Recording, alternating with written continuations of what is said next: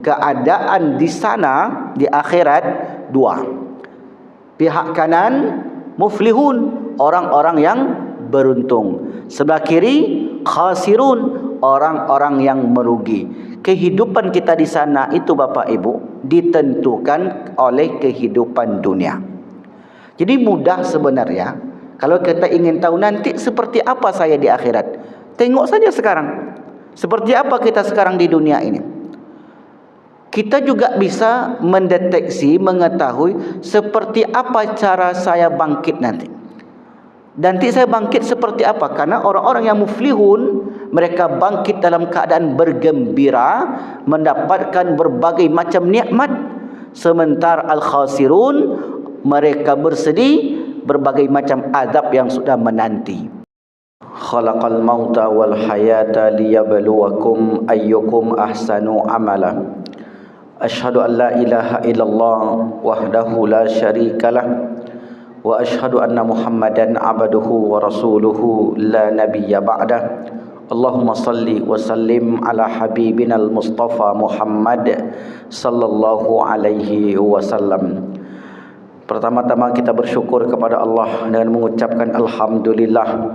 Malam ini kembali kita bertalabul ilmi, menuntut ilmu di Masjid Nurul Iman yang kita agendakan sekali dalam 1 bulan.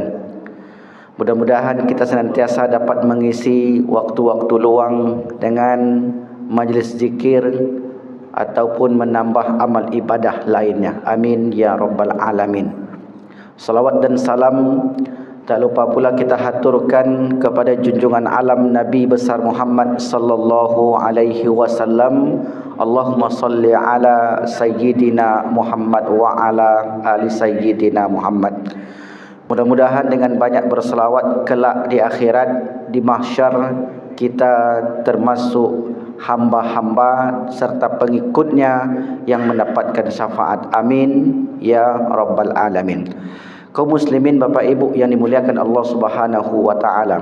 Tema kita masih membicarakan tentang perjalanan hidup setelah kehidupan di dunia.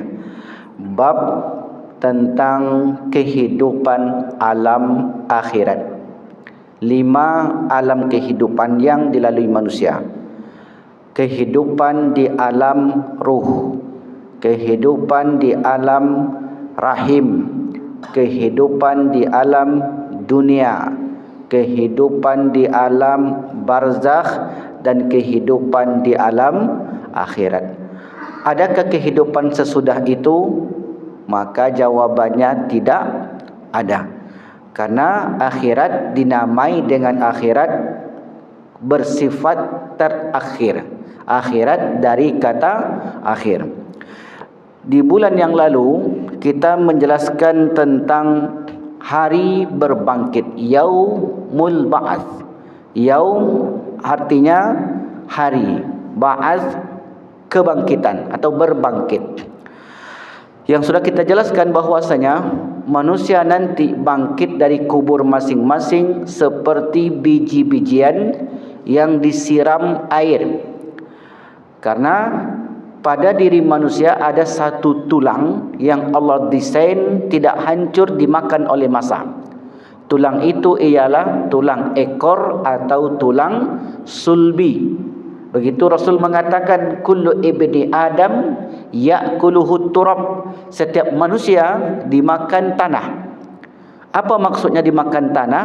Kalau kita dikubur nanti, maka habislah tubuh kita ini digerogoti ulat-ulat. Maka yang dimakan terlebih dahulu yang lembut-lembut, biji mata, isi perut. Seminggu, 2 minggu, sebulan, 2 bulan digerogoti terus-menerus oleh ulat-ulat tersebut, maka habislah sudah. Tinggallah tulang belulang.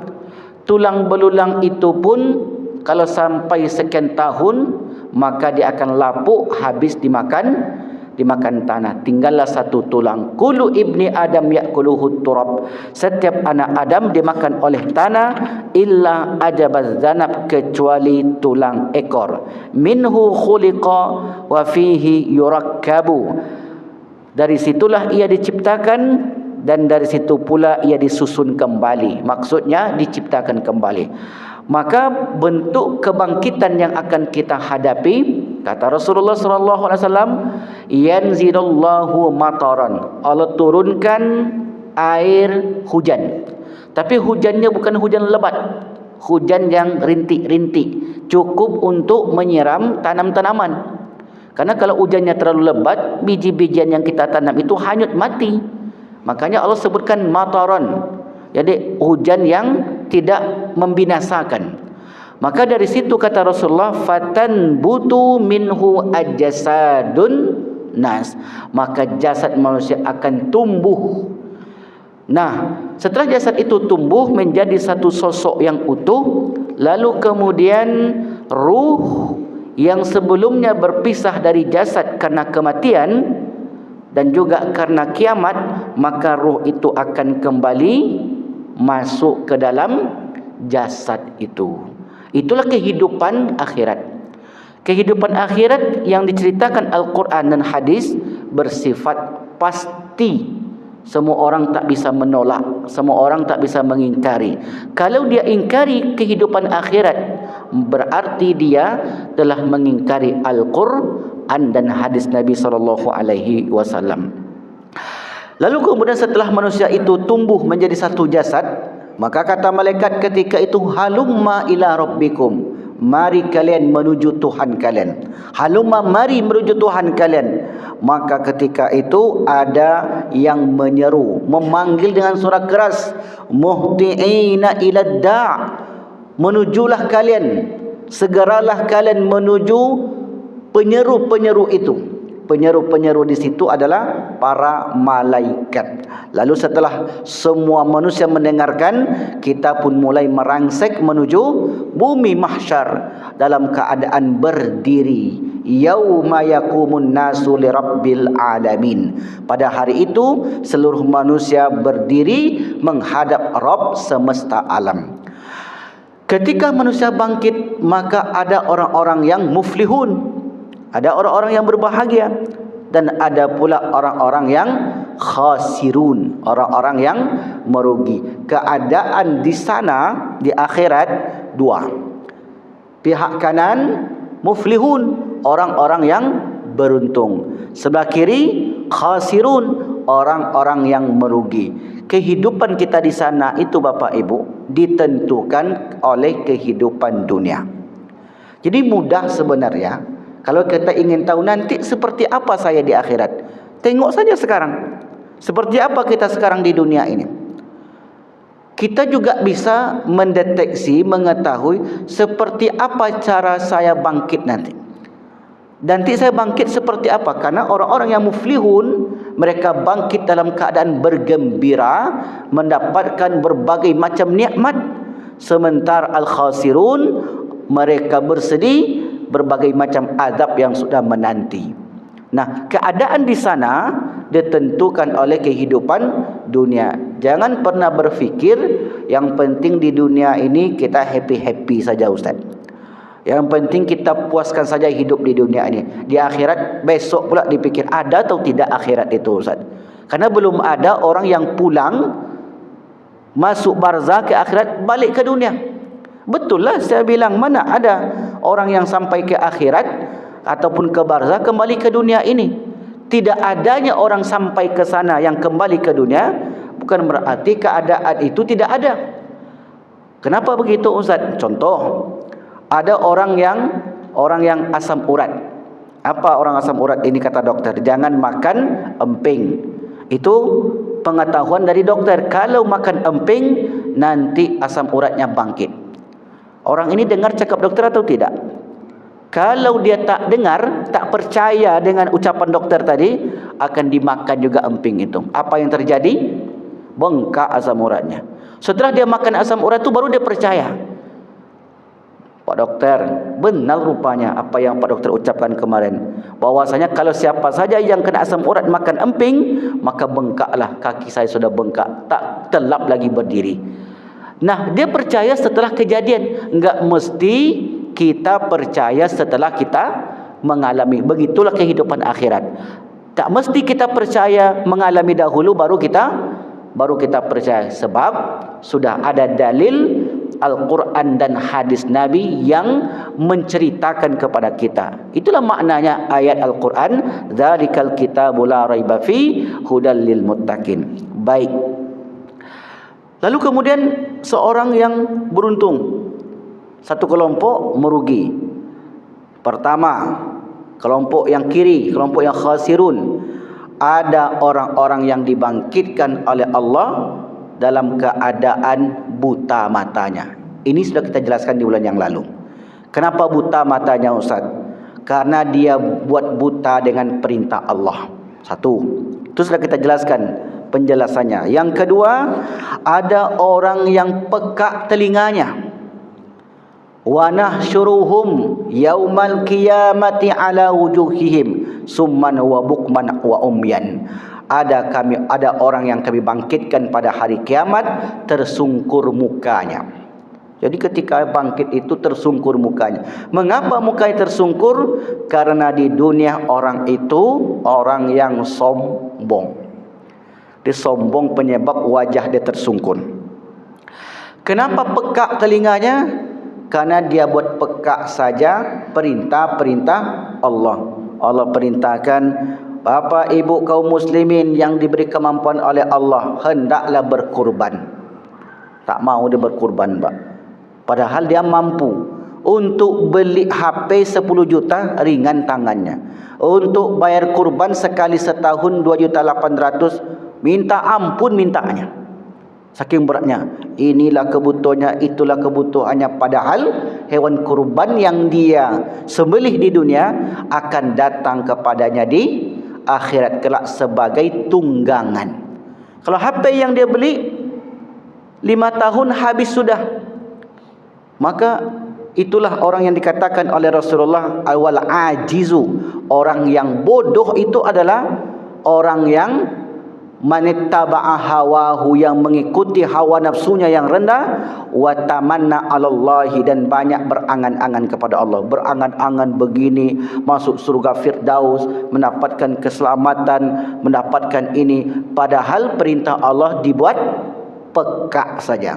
Bagaimana mungkin Allah Subhanahu wa taala akan memberikan kenikmatan sementara dia jarang ke masjid, dia tak kerjakan perintah Allah. Orang solat 5 kali sehari, dia solat sekali 5 hari, mintanya surga Firdaus.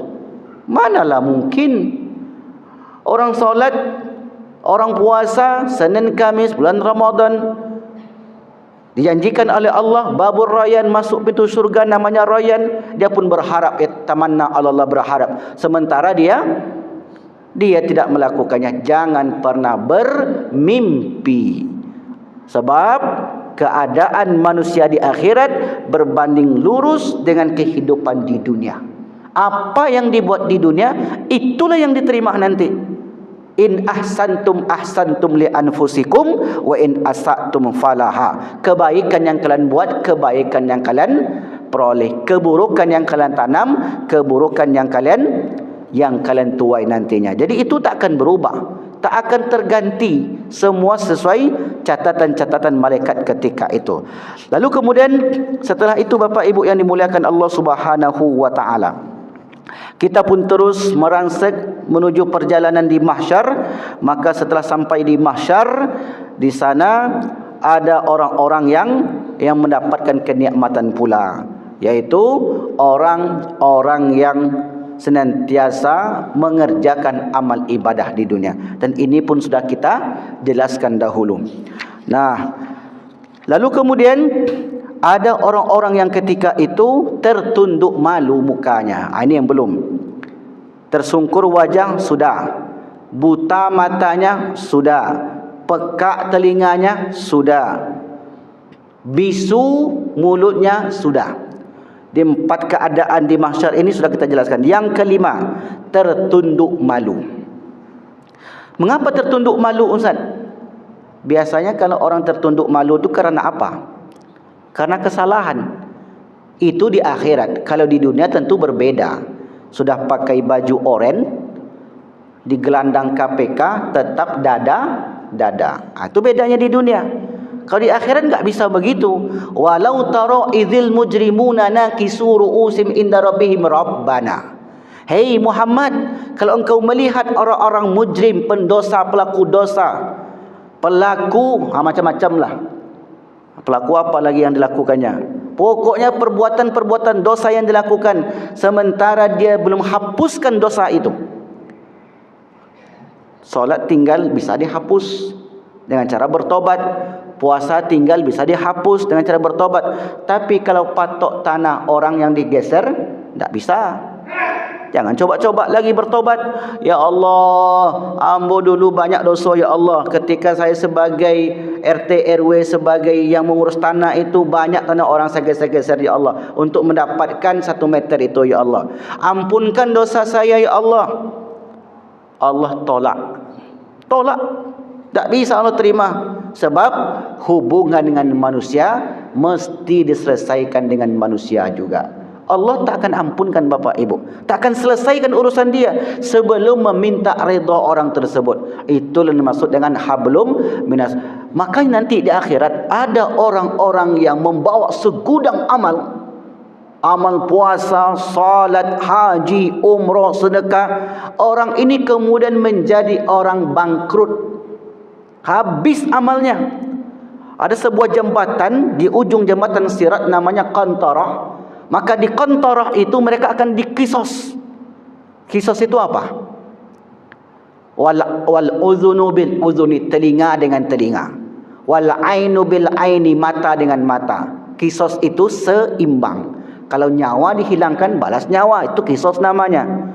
Nah, di akhirat kisosnya bukan nyawa dengan nyawa, karena tidak ada lagi kematian di akhirat. Maka orang itu nanti wa tu'khadhu hasanatuhu, amal-amal solehnya itu diambil. Jadi betul-betul perhatikannya ini. Sebab kita ingin selamat di akhirat, tidak cukup dengan ibadah kalau tidak dihilangkan dosa dengan manusia. Ibadah kita okey, sudah bagus, tapi kesalahan kita dengan orang bagaimana? Ada enggak hak orang yang kita makan? Ada. Apakah sudah dikembalikan atau belum? Belum kembalikan. Saya pernah diceritakan oleh seorang jamaah saya. Bapak ini tukang, bekerjalah dengan orang mandornya. Lalu kemudian selesai bekerja, tak dibayar gajinya, Pak. Didatangi rumahnya, tak di rumah. Ditelepon, tak diangkat. Sekali, 2 kali, 5 kali, sebulan, 2 bulan, sampai detik ini tidak dibayarkan gaji karyawannya itu. Dia tenang aja makan hak orang itu. Mungkin saja diberikan kepada anak cucunya. Wallahu alam, yang jelas hak orang yang dimakannya tidak pernah lunas dengan ibadah apapun. Maka kelak di akhirat orang itu akan mencari dengan siapa dia bersalahan ketika di dunia. Maka itulah kata Allah Subhanahu wa taala, walau tara idzil mujrimuna nakisu ru'usim inda rabbihim. Wahai Muhammad, sekiranya kamu melihat orang-orang yang berdosa itu menundukkan kepalanya di hadapan Tuhannya, kamu akan melihat sesuatu yang sangat luar biasa.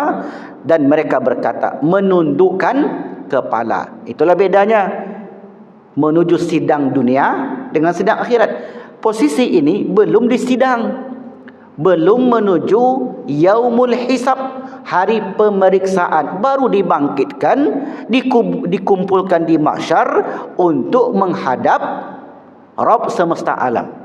Tadi saya katakan, halumma ila rabbikum, kata malaikat, cepat sekalian menuju Rabb kalian, bersegeralah menuju Rabb kalian. Muhtiina ila da', dipanggil-panggil terus. Dan setiap orang, ini orang, maka setiap orang itu waja'at kullu nafsin ma'aha sa'ikun wa syahid. Setiap orang ada satu yang disebut dengan sa'iq, penggelandang yang memaksa untuk menghadiri persidangan. Yang satu wasyahid, sebagai saksi. Lalu kemudian orang ini, dua sosok ini yang sebut dengan malaikat, itulah yang akan terus menemani. Semakin tidak mau orang itu untuk dibawa ke yaumul hisab, hari pertimbangan dan yaumul mizan, maka semakin dipaksa oleh oleh malaikat tadi. Maka tertunduk malulah kepala mereka ketika berhadapan dengan Allah Subhanahu wa taala. Di situ mereka minta kepada Allah. Akhirnya di situlah mereka minta kepada Allah, Rabbana, ya Tuhan kami, abasarna, sudah nampak. Apa yang mereka lihat? Semua yang diperbuat di dunia ketika itu muncul. Namanya arad, ain, ra, dha. Arad itu artinya diperlihatkan. Yauma idzin la takhfa minkum khafiyah. Pada hari itu tidak satu pun dari kalian itu yang tersembunyi. Para ulama menyebutnya dengan arad. Arad itu adalah penampakan amal. Amal kita ataupun dosa kita di dunia pernah kita lihat. Amal itu kan enggak pernah kita lihat, Bapak Ibu. Puasa, nampak enggak puasa itu? Enggak. Puasa itu abstrak, hanya didengar saja puasa. Bentuknya seperti apa? Kuning, hijau, merah, kuning, biru. Solat itu seperti apa bentuknya? Enggak pernah kita lihat hari ini. Tapi dia ada. Karena tidak sesuatu yang kita tidak lihat itu tidak ada. Suara ini ada atau tidak? Ada. Bisa dilihat? Enggak. Bisa didengar? Enggak. Bisa dilihat? Bisa dirasakan? Enggak bisa. Suara hanya bisa didengar kalau gendang telinganya tak rusak. Kalau gendang telinganya rusak, tak bisa pula dengar. Putih hitam bisa dilihat? Bisa. Bisa didengar? Enggak bisa didengar. Karena putih hitam objek yang bisa tangkap oleh mata. Panas dingin bisa dilihat? Enggak bisa. Bisa dirasa, bisa didengar? Enggak bisa. Hanya bisa dirasakan oleh kulit. Asin, asam, manis bisa dilihat? Bisa didengar? Enggak bisa. Itu hanya bisa dirasakan oleh lidah tadi. Puasa, solat, haji, sedekah, umroh bisa dilihat? Enggak bisa. Bisa didengar? Enggak bisa. Itu bisa dirasakan oleh kepercayaan yang disebut dengan iman. Nah, kajian ini kalau di kampus-kampus, tentunya kampus-kampus Islam disebut dengan kajian metafisika. Ada metafisik, ada fisik. Fisik itu yang nampak. Mana yang lebih banyak, yang tampak atau yang tidak tampak di dunia ini? Lebih banyak yang tidak tampak. Yang tampak itu sebatas yang ditengok oleh mata ini saja. Yang tak terlihat, banyak sekali. Makanya kajian metafisik itu hari ini digeluti, diminati oleh banyak sarjanawan, khususnya sarjanawan usuluddin, metafisik. Karena puasa metafisik enggak pernah dilihat, enggak pernah kita melihatnya. Solat, haji, umroh, tampak, tapi kan kelihatan orang haji, Ustaz. Orangnya, amalnya, tapi kan bergerak-bergerak. Dia itu orangnya, amalnya, amal enggak pernah kita lihat. Maka nanti ketika di yaumil mahsyar, amal itu diaradkan, dimunculkan. Yauma idzin, pada hari itu, la takhfa minkum khafiyah, tak nampak, tak satu pun yang tersembunyi. Maka disitulah orang-orang yang berdosa tadi, dosanya pun diperlihatkan kalau belum ditebus. Bagaimana cara menebus dosa, Ustaz? Taubatan nasuha, bisa ditebus. Ya Allah, hamba dulu ketika muda memang mada, solat tak pernah, puasa jarang-jarang, ngaji baca Quran apalagi. Ya Allah, tapi hamba enggak jahat. Karena beda orang yang jahat, dengan orang yang ingkar. Kalau bahasa kaminya mangkau, beda Pak. Orang yang mangkau dan orang yang jahat itu beda. Kalau mangkau itu, ke bahasa kami, mangkau itu dia malas solat, malas puasa, tapi orangnya baik. Dia tidak suka ganggu orang, tidak suka ngambil hak orang lain. Orang semacam ini cepat kembalinya. Tapi kalau jahat, karena terkadang jahat itu dia nikmati kejahatan dalam hidupnya. Ada orang kenikmatannya itu menzalimi orang. Kalau hari itu belum menzalimi orang, maka belum puas hatinya. Ini yang susah untuk dihilangkan. Maka saat itu dosa pun dia lihat. Rabbana, ya Tuhan kami, abasarna, kami sudah melihat balasan dosa itu, wa sami'na, dan kami sudah mendengarkannya.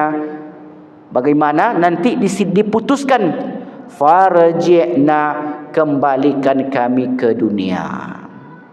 Kenapa minta dikembalikan ke dunia? Ingin menebus, ingin tidak mengulangi lagi kezaliman-kezaliman yang pernah mereka perbuat. Lantas apa jawaban Allah? Apa jawaban Allah ketika itu? Kalla. Apa artinya kalla? Tidak. Kalla. Innaha kalimatun huwa qailuha. Itu hanya omongan kamu saja. La'adu limanuhu anhu. Seandainya kami kembalikan mereka ke dunia, mereka tetap melakukan perbuatan yang dilarang itu. Apa sebab? Ini perlu dikaji. Apa sebab? Sebabnya sederhana Bapak Ibu. Karena di dunia semuanya sama-sama, semuanya sudah diberi telinga. Kan sama semua diberi telinga kan? Telinga sama-sama dua, mata sama-sama dua, kaki sama-sama dua, tangan sama semuanya, enggak ada bedanya. Tapi mengapa ada orang yang sampai ke rumahnya, ada orang yang tidak sampai ke rumahnya? Apa yang membedakan? Padahal kesempatan sama, kesempatan jam sama-sama 24 jam sehari semalam. Rumahnya sama-sama dekat masjid. Waktu luangnya sama-sama pensiunan. Kaki sama-sama sehat. Telinga sama-sama sehat. Mata sehat semua. Tapi kawan sampai ke rumah Allah, sementara dia tidak. Yang satu berbuat baik, yang satu berbuat jahat. Kok bisa? Maka inilah yang kemudian mereka sesali dalam hidupnya. Kembalikan kami ke dunia, farji'na na'mal salihah, agar kami dapat beramal saleh. Inna muqinun, kami akan yakin. Di situlah mereka mengatakan, kami nanti akan yakin ya Allah, kami akan bertekad, berazam, tidak akan mengulangi lagi. Tapi Allah katakan tidak, kalla, tidak, sekali-kali tidak. Karena kesempatan sudah diberikan ketika hidup di dunia. Itu yang keberapa? Yang keberapa? Yang kelima. Yang pertama, tersungkur wajahnya karena sombong. Yang kedua, buta matanya. Yang ketiga, pekak telinganya. Yang keempat, bisu mulutnya. Yang kelima, ini dia yang kelima. Apa tadi yang kelima? Tertunduk malu. Jadi dalam pengajian itu yang perlu Bapak Ibu ingat poin-poin aja. Kalau penjelasan panjang tadi, insya Allah sampai di rumah dah lupa. Apalagi nunggu bulan depan, nggak akan ingat lagi. Tema umumnya nggak ingat. Jadi yang perlu dipegang itu poin-poinnya. Begitu Pak Ibu. Jadi nggak perlu ingat yang panjang-panjang itu. Apalagi ingat ayatnya. Kalau hafal bagus, kalau tidak cukup ingat poin tadi. Oh ya, bagaimana keadaan di akhirat? Dua. Yang pertama bahagia, beruntung. Yang kedua merugi. Yang merugi ini bagaimana keadaannya? Mengapa dia rugi? Seperti apa? Karena mereka wajah tersungkur, kemudian buta matanya, pekak telinganya, bisu mulutnya, tertunduk malu karena dosanya. Yang keenam, mereka menghadapi ketakutan yang luar biasa. Karena sudah jelas ketika dosa yang dia lakukan, maka menantilah depannya hukuman-hukuman. Maka di situ mereka mulai takut. Apa kata Allah? Qulubu yawma idzin wajifa. Hati manusia pada hari itu merasa sangat takut. Karena manusia dibangkitkan seperti belalang yang bertebaran, jaradun muntashir.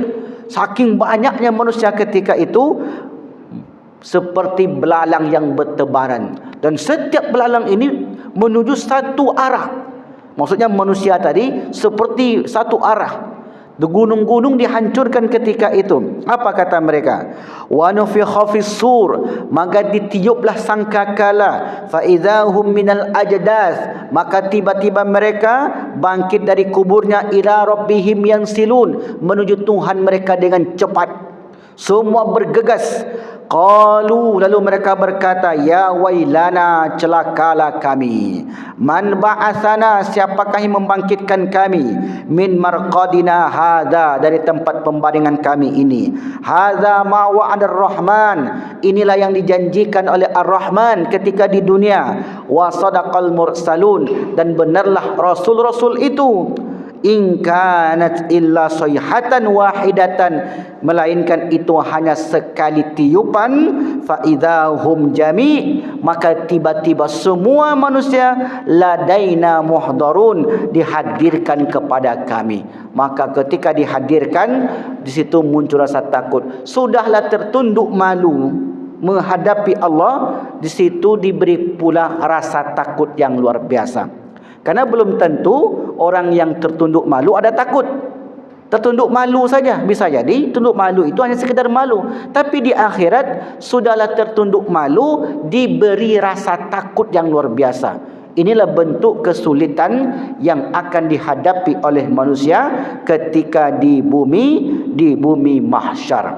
Itu yang keenam. Yang ketujuh, tadi sudah kita singgung sedikit.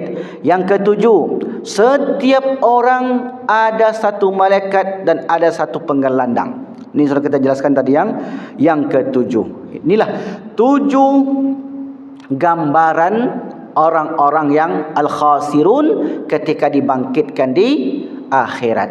Nah, al-muflihun, orang-orang yang beruntung. Ketika mereka bangkit dari kuburnya dan sampai di bumi mahsyar, maka mereka ini diberi tanda. Ini orang-orang yang muflihun, diberi tanda. Apa tanda mereka? Tanda mereka bercahaya. Nabi Muhammad SAW tak mungkin mampu mengenali umatnya dari sekian banyak umat yang berkumpul. Karena umat yang berkumpul di padang mahsyar sejak zaman Nabi Adam AS sampai akhir zaman. Pertanyaannya, sudah berapa banyak umat yang dihidupkan Allah di muka bumi ini sejak Nabi Adam? Banyak sekali Bapak Ibu, tak terhitung jumlahnya. Dan umat-umat terdahulu umurnya panjang-panjang dibanding umat sekarang. Maka ketika umat-umat itu dikumpulkan dan Nabi menunggu setiap umatnya, bagaimana Nabi Muhammad memberi syafaat kepada kita? Bagaimana Nabi Muhammad mengenali kita, sementara kita tak pernah bertemu dengan Rasulullah? Dari mana Bapak tahu, Ibu tahu ini Muhammad, ini bukan? Kecuali orang pernah bermimpi dengan Rasulullah. Kita tak tahu. Nabi tahu enggak dengan umatnya? Kalau tidak ada tanda, Nabi tidak akan tahu. Maka disitulah Nabi mengenali umatnya dari tanda-tanda tersebut. Umat Nabi Muhammad tandanya bercahaya. Jadi akan memancar cahaya dari umat-umat Nabi Muhammad SAW. Dari situlah Rasul mengenali itu umatku yang sedang berada di mahsyar. Kenapa kita perlu bertemu dengan Rasulullah? Di sana kita ingin mendapatkan syafaat, pertolongan. Maka setiap orang, setiap kelompok, setiap kaum akan berada di baris Nabi mereka masing-masing. Sampai nanti ke akhir, sampai nanti surga dan neraka, umat-umat itu mendatangi Nabi-Nabi sejak zaman Nabi Adam. Ya Adam, antal abul bashar, selamatkanlah kami. Kata Nabi Adam, saya tidak bisa menyelamatkan kalian. Datangilah Nabi sekaligus Rasul yang pertama, Nabi Nuh alaihi salam. Lalu kemudian mereka pun berbondong-bondong, ya Nuh, isfa' lana, berikan kami syafaat. Kata Nuh, saya tidak bisa memberikan syafaat. I'ti ila Ibrahim, datang kalian kepada Ibrahim alaihi salam. Lalu kemudian mereka pun berombong-rombong, beramai-ramai, zumrat, datang kepada Ibrahim. Ya Ibrahim, selamatkan kami dari kesulitan ini. Kata Ibrahim, i'ti Musa, datanglah kepada Musa alaihissalam. Mereka pun menemui Musa. Hai Musa, selamatkan kami dari kesulitan akhirat ini. Lalu kata Musa, i'ti Isa, datanglah kepada Isa alaihissalam. Kata Isa, datanglah kepada Nabi terakhir, Nabi Muhammad sallallahu alaihi wasallam. Maka disitulah Rasulullah akan memberikan syafaat kepada umat manusia nantinya. Artinya apa? Kita sangat perlu bertemu dengan Rasulullah. Rasul katakan, temui aku nanti di akhirat. Kalau kalian tak dapatkan di mizan, tengok aku di telagaku. Kalau kalian tak mendapati aku di telagaku, lihat aku di Siratul Mustaqim. Jadi Nabi itu menunggu kita di 3 tempat. Kalau enggak di mizan, hari yaumul hisab, yaumul pertimbangan, ditimbangnya amal, atau lihat nanti Nabi di telaganya Al-Haud, atau temui Nabi di Siratul Mustaqim. Berarti Bapak Ibu, 3 tempat ini sebelum masuk surga. Karena sudah kalau masuk surga, kita tinggal menikmati hidup. Masalahnya di padang mahsyar itu, yaumun, satu hari, miqdaruhu khamsina alfasana, kadarnya 50.000 tahun. Satu hari di akhirat sama dengan 50.000 tahun di dunia. Jadi bukan sebentar. Maka karena tidak sebentar, kita mengharapkan syafaat. Kembalikan ke pertanyaan tadi. Dari mana Rasulullah mengenali umatnya? Karena memancarkan cahaya. Pertanyaan lanjutan, bagaimana cara mendapatkan cahaya? Tiba-tiba muncul cahaya? Enggak mungkin, pasti ada.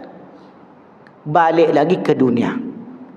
Jadi semua yang berkaitan akhirat pasti muaranya, hulunya dunia. Muaranya akhirat, hulunya dunia. Maka kalau ada orang bertanya, kajian Ustaz Wandi ini kajian perjalanan akhirat, tapi kok mengkaji dunia? Tak ada nilainya orang mengkaji akhirat kalau tak ada dunia. Anak kecil, ada enggak permasalahan di akhirat? Enggak ada, mereka penghuni surga. Orang yang nanti di akhirat itu, yang dihitung, orang yang anak kecil menjelang akil balik, orang gila sampai sadar, orang tidur sampai terbangun. Yang 3 ini enggak ada problem mereka Bapak Ibu. Kita yang banyak problem di sana. Karena kita diberi akal, diberi kesehatan, dakwah dengar, bukan pula orang-orang tinggal di pedalaman. Kalau yang 3 tadi, anak kecil sampai balik, orang gila sampai sadar, orang tidur sampai terbangun. Nah, ini enggak ada hisab bagi mereka. Jadi setiap yang berkaitan dengan akhirat mesti ada hubung kait dengan dunia. Bagaimana cara mendapatkan cahaya itu? Satu caranya adalah beriman. Itu cara yang pertama, itu beriman kepada Allah. Allah berfirman di Quran surat Al-Hadid 12 dan 13. Yauma, pada hari, taral mu'minin, engkau melihat orang-orang mukmin laki-laki, wal mu'minat, dan kaum perempuan, mukmin perempuan, yas'a nuruhum baina aidihim, memancar cahaya di sekujur mereka, di sekeliling mereka, wa bi aimanihim, depan dan belakang mereka. Ketika itu dikatakan oleh malaikat, busyrakumul yaum, hari ini bagi kalian kabar gembira, jannatun tajri, surga yang mengalir, min tahtiha, di bawahnya al-anhar, sungai-sungai, khalidina fiha, kalian hidup di sana untuk kekal selama-lamanya. Zalika huwal fawzul azim, itulah balasan orang yang sangat besar. Yauma, pada hari itu, yaqulul munafiqun, orang munafik laki-laki, wal munafiqat, dan munafik perempuan berkata, lilladzina amanu, kepada orang beriman, unzuruna, tunggu kami sejenak. Orang-orang beriman memancarkan cahaya di sekujur tubuh mereka. Lalu mereka pun melenggang berjalan menuju mizan, yaumul hisab, sirat, dan seterusnya. Orang-orang munafik Bapak Ibu, ketika itu melihat orang beriman, apa katanya? Hei kalian orang beriman, tunggu kami sejenak. Kami ingin bersama kalian. Kami ingin mendapatkan cahaya-cahaya kalian. Tunggu kami sebentar. Kami tak bisa berjalan, tak bisa melihat. Mohon tunggu kami, unzuruna naqtabis min nurikum, agar kami dapat secerca cahaya kalian itu. Kata siapa? Kata orang munafik. Kepada siapa? Orang beriman. Karena tadi dia beriman. Iman itu memancarkan cahaya. Ini yang pertama, bukan satu saja. Ini yang pertama, iman itu memancarkan cahaya. Nurul iman. Sebenarnya nurul iman itu artinya cahaya-cahaya. Karena iman itu akan memberikan cahaya. Cahaya kepercayaan. Nah, ketika itu orang beriman mengatakan, qila rji'u wara'akum faltamisu nura. Cahaya ini ambil di belakang sana. Nun jauh di sana. Kata orang beriman tadi. Percaya pula lah orang munafik ni Bapak Ibu. Karena mereka begitu di dunia. Orang beriman yang ditipu-tipunya. Kalian mau memilih saya sebagai presiden? Dapat nanti bantuan banyak.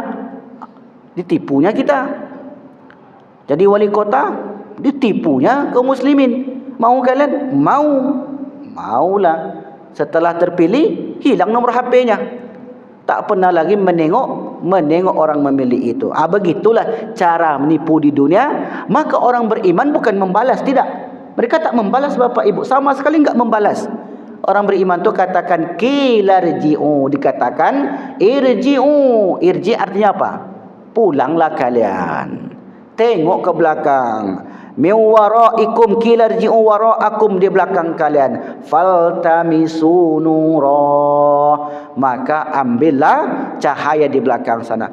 Percaya pula lah orang munafik itu. Sama seperti orang munafik menipu kita di dunia ini. Percaya enggak kita? Buktinya Bapak Ibu percaya, apa pula tidaknya. Begitulah akhirnya kemudian mereka itu membelok ke belakang. Dia tengoklah cahaya di belakang, dicari, rupanya tidak ada. Berarti orang beriman ketika itu berbohong, Ustaz? Enggak berbohong mereka. Lalu kenapa dikatakan di belakang? Belakang itu maknanya ad-dunya. Cahaya yang aku dapat ini di dunia, ambil ke dunia sana. Mungkinkah orang itu kembali lagi ke dunia? Tidak mungkin. Karena kesempatan sudah berikan ketika itu. Lalu kemudian faduriba bainahum bisuril lahu babun. Lalu akhirnya mereka ini orang beriman sudah di depan, orang munafik di belakang, ditembok Pak. Bisuril lahu bab. Mereka itu dihalangi sehingga betul-betul tak bisa melihat. Batinuhu fihi rahmah, bagian dalam berarti bagian yang sudah lewat tadi, isinya rahmat. Maka orang-orang beriman diliputi rahmat ketika itu. Wa zahiruhu min kibalihil azab, dan di belakangnya, maksud di luar tadi, batin lawannya zahir. Batin itu artinya dalam, zahir artinya nyata, di luar itu maksudnya. Yang di luarnya mereka min kibalihil azab, mereka memperoleh azab ketika itu. Lalu kemudian mereka orang-orang munafik tadi terus memanggil-manggil, tapi kesempatan sudah berakhir. Lalu ketika itu Allah katakan lagi, surat Tahrim ayat yang ke-8, yujzillahun nabiyya walladzina amanu. Kemudian Allah SWT memberi balasan kepada Nabi dan orang-orang beriman yang bersamanya. Apa balasan oleh Allah? Nuruhum yas'a baina aidihim. Ini orang beriman, cahaya itu memancar-mancar, menyambar-nyambar. Maka ada orang beriman cahayanya itu sebesar gunung Uhud. Dari kejauhan Nabi sudah mengenal, itu man ambo tu katanya. Mari ke sini kalian. Mari aku tunggu kalian telaga aku ini. Dari jauh sudah kelihatan karena keimanannya kuat. Lalu kemudian setelah itu mereka berdoa. Ini amalan yang kedua. Jadi amalan kedua berupa doa dalam ayat ini. Nuruhum yas'a baina aydihim wa bi aymanihim yaqulun, mereka berdoa, Rabbana, ya Tuhan kami, atmim lana nurana waghfir lana innaka ala kulli syai'in qadir. Amalkan doa ini Bapak Ibu. Untuk apa Ustaz? Agar Allah berikan kita cahaya. Yang pertama amalannya beriman. Alhamdulillah kita sudah beriman. Tambah lagi bahan bakarnya supaya cahaya semakin besar. Kalau cuma sedikit bahan bakarnya kecil pula lampunya. Macam api 9 watt lah, sedikit dia kuat. Tapi kalau buat 2200 ditambah lagi tentu berbeda. Satu, iman saya okey, sudah munculkan cahaya. Tambah lagi dengan doa. Nanti ada 8 amalannya. Yang kedua, doa. Ibu-ibu, bapak-bapak, buka nanti surat At-Tahrim. Ya Bu ya. Surat At-Tahrim ayat yang ke-8. Silakan ditulis bagi yang mau nulis. Kalau tidak nanti lihat di channel YouTube kameramen kita. Diputar ulang lagi. Rabbana, ya Tuhan kami, atmim lana nurana, sempurnakanlah cahaya kami, waghfir lana, ampunilah dosa-dosa kami, innaka ala kulli syai'in qadir. Kalau kita baca doa dari Al-Quran, 2 pahala yang kita dapat. Pahala berdoanya dapat.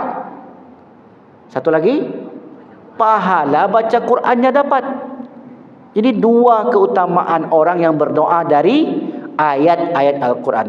Kalau dari hadis Nabi atau dari susunan para ulama, kita dapat pahala ibadah doanya. Karena setiap ibadah akan dibalas pahala. Tapi kalau orang yang membaca doa dari Al-Quran, dia dapat pahala berdoa, dia dapat pahala membaca Al-Quran. Satu huruf Al-Quran dibalas 10 kali lipat. Rabbana, dah berapa huruf itu? Ra, ba, nun panjang. Atmim 4 lagi, 8. Lana 2.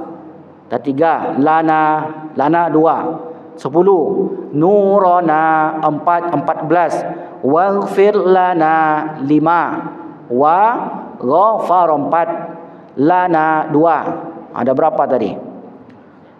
Pokoknya banyaklah. Banyak pula ngitungnya. Kali aja lah berapa huruf tu.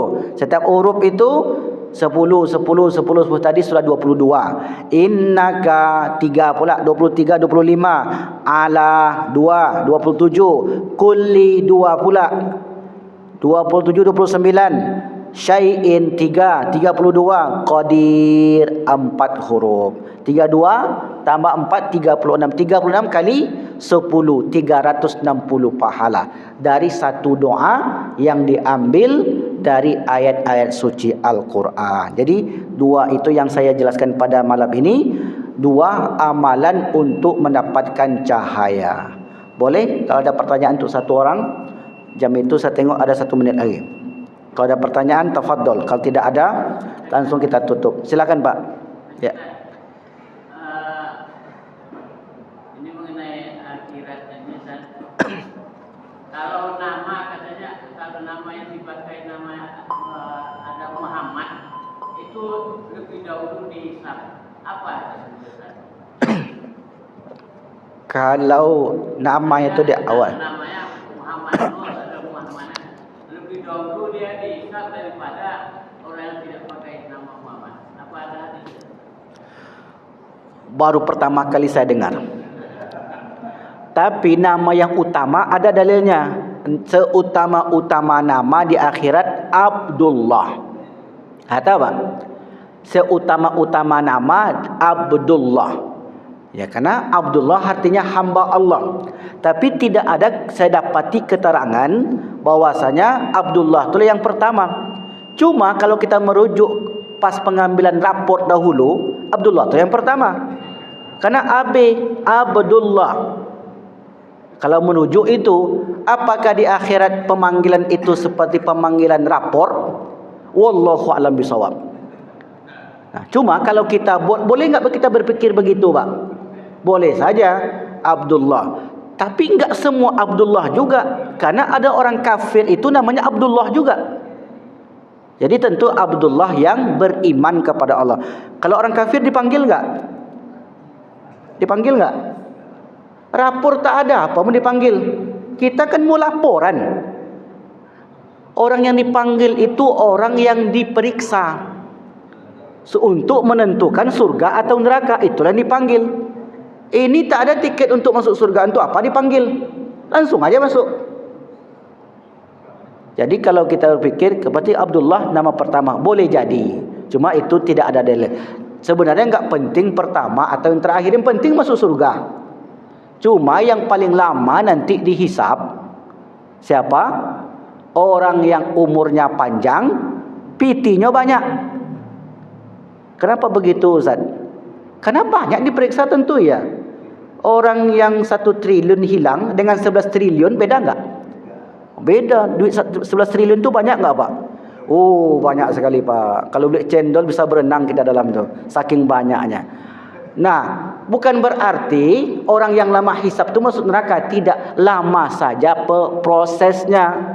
Karena duitnya banyak, hartanya banyak. Umur 90 tahun, harta banyak pula. Tak satu pun diberikan untuk kebaikan.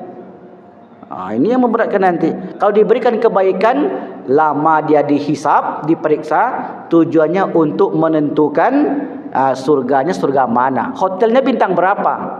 Ada nak kolam renang di situ? Paham maksud saya di sini? Tingkatan surga itu kan 7, Pak. Ada mengatakan 8. Firdaus yang paling tinggi. Itulah surga Firdaus itu. Untuk sampai ke atas perlu pendataan enggak? Perlu pendataan. Data diambil dari mana? Dari amal ibadah. Jadi database-nya itu sudah ada di malaikat. Dan mudah-mudahan database kita database yang baik-baik semua. Amin ya rabbal alamin. Jadi tadi pertanyaan, Pak, pardon. Bagaimana posisi orang di akhirat nanti yang tidak pernah tersentuh agama? Baik. Ya, baik, terima kasih. Pertanyaan yang bagus. Orang yang tidak tersentuh agama, tidak ada hisab, tidak ada dosa. Keadaannya sama seperti anak kecil sampai akil balik, orang gila sampai sadar, orang tidur sampai bangun, tidak berdosa. Masuk surga, termasuk orang tua Nabi. Inilah dalil oleh para ulama, orang tua Nabi itu di surga. Tengok dalilnya di Al-Quran surah Al-Ma'idah. Fatratan minar rusul, karena mereka itu hidup di masa fatrah, di masa tidak ada diutusnya Nabi, dakwah tidak sampai. Suku Talang Mamak, suku Akid, suku Sakai, mereka hidup sesuai akalnya, melakukan dosa ini dan itu, mereka tidak dihitung sebagai amal ibadah apa ataupun amal ataupun dosa. Jadi mereka itu dihukumi selamat di akhirat. Jadi yang selamat itu siapa? Anak kecil sampai akil balik. Yang kedua, orang tidur sampai bangun. Yang ketiga, orang gila sampai tersadarkan. Maka kalau bapak ibu mau selamat, pilihlah di antara yang 3 ini. Boleh. Jadi orang gila boleh. Tak ada dosanya, Pak. Jadi orang tidur terus sampai mati boleh. Atau tak usah hidup di atas umur 15 tahun. Matilah sebelum itu. Nah, yang tadi termasuklah ketiga kelompok ini. Subhanakallah wa bihamdika asyhadu an la ilaha illa anta astaghfiruka wa atubu ilaik. Wassalamualaikum warahmatullahi wabarakatuh.